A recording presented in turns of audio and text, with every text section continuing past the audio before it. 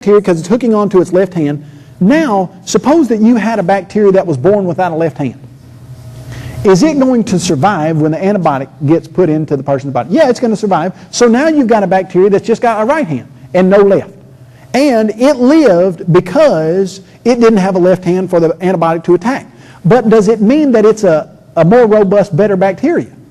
No, in fact, lots of times it means it didn't have something that it needed in the first place, and it can limp along, but the reason that it is still living is because it didn't have something that this other bacteria had. So, did it lose something? Did that bacteria lose something that it didn't need anymore?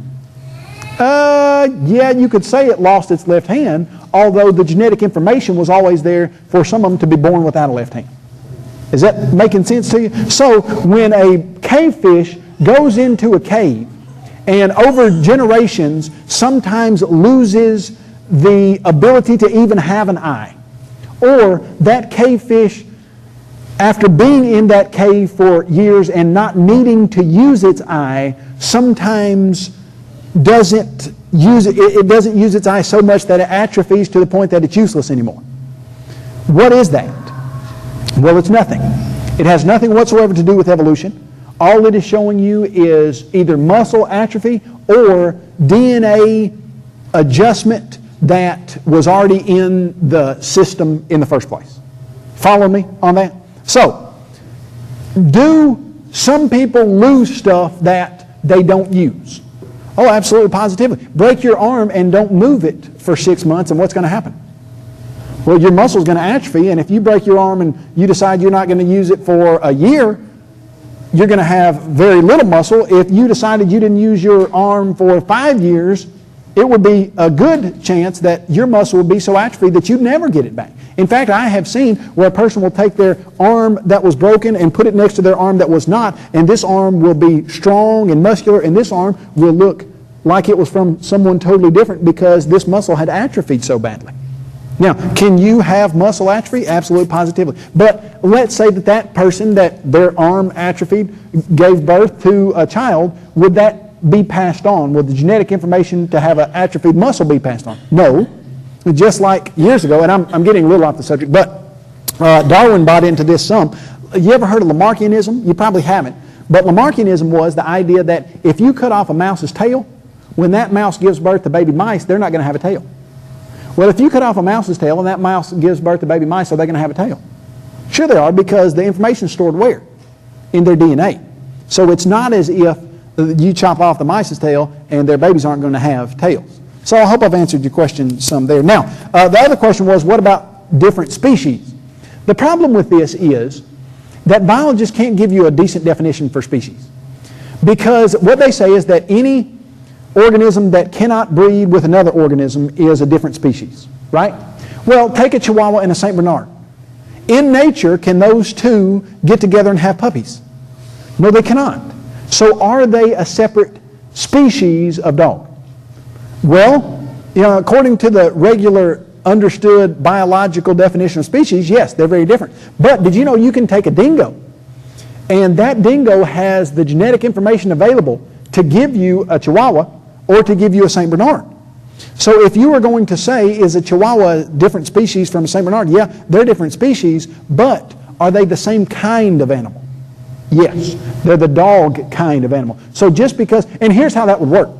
Let's say you had a dingo and they gave birth to 12 puppies, and 2 of those puppies were really, really little, and 2 of those puppies were really, really large. All right, if you take the 2 large puppies and you breed them back together, and you take the 2 little puppies and you breed them back together, and then these 2 little ones have a litter and they have 2 little puppies, all right, and then you take the 2 littlest and you breed them back together, and you keep taking the 2 littlest, you can breed all the way down to the littlest puppies that you've ever seen that are teacup poodles or tiny Chihuahuas. But where'd you get those? From the original dingo kind. Now, are they a different species because they can't breed back to the dingo? Yeah, technically, biologically, they'd be considered a different species. Are they a different kind of animal? Was the DNA information that produced this dog already available in the dingo? Sure. So, do we see adjustments in nature like that? Yeah. Darwin's finches are a great example. Were some of their beaks thicker than the other ones? Yeah. Were some of their bodies fatter? Yeah. Did they ever turn anything into anything other than a finch? No. So that's the difference between biological definition of species and the biblical idea of a kind. A kind would be the dog kind. You don't see a dog kind turning into a cat kind, but you do see a dingo going to a teacup poodle. You understand the difference there? All right. If Noah took animals on the boat, then why aren't there dinosaurs in life today when there are species of birds and other animals that were also on the boat? Good question. If Noah took dinosaurs on the ark, why aren't they here? Well, did Noah take dodo birds on the ark? Sure. Did he take saber-toothed tigers on the ark? Yeah. Did he take woolly mammoths on the ark? Yeah. Why aren't they here? Well, did you know that 98% of all the species that have lived on this earth are extinct now? 98%. We've only got 2% of the estimated species that have ever lived on the earth. Does stuff go extinct without breaking risk? Absolutely positive. So, I mean, the answer to that just basically is they went extinct. I guess I lost my microphone. I'll lose my microphone. They went extinct. Yeah, my battery's down. Oh, that's right. I only got a couple more questions. They went extinct, and other stuff did. For lack of a better answer, that's it. Sorry, I wish I could give you more help. How can you address the statement the Bible is not a scientific book? I've always resented that statement. And so I would address that statement by saying don't make it. Because it's just as much a scientific book as it is a history book, or as it is a geography book, or as it is whatever. And here's what I mean by that. Whenever the Bible talks about geography, it's exactly right on the geography it talks about. Now, that statement is made because the Bible was never designed to give you the textbook on world geography. And so are there going to be lots of things about geography that the Bible doesn't talk about? Sure there are. But when the Bible says that there was an island off the coast of Greece that was named this, or when the Bible says that they went down from Jerusalem to Jericho, it's talking about topography, it's exactly right every single time. Sure. When the Bible says that there was a man by the name of Sennacherib that came up against the city of Tyre, you go back in history, was there a man by the name of Sennacherib that came up against the city of Jerusalem? Should have said Jerusalem there, yeah. Did Nebuchadnezzar come up against Nebuchadnezzar, who was the one against Tyre? Nebuchadnezzar went against Tyre. Sennacherib came against Jerusalem. That's exactly what the Old Testament says. Is that historically accurate? Sure.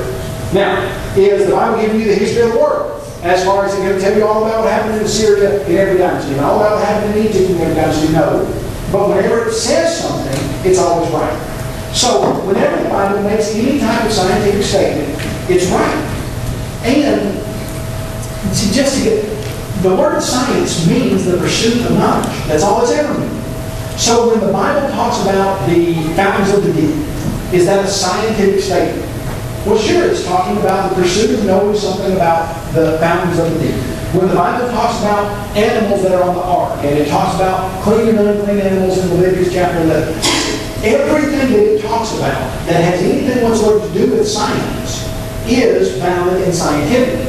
Now, it's not going to tell you the subatomic particles that people are looking at through electron microscope, trying to find through the Large Hadron Collider.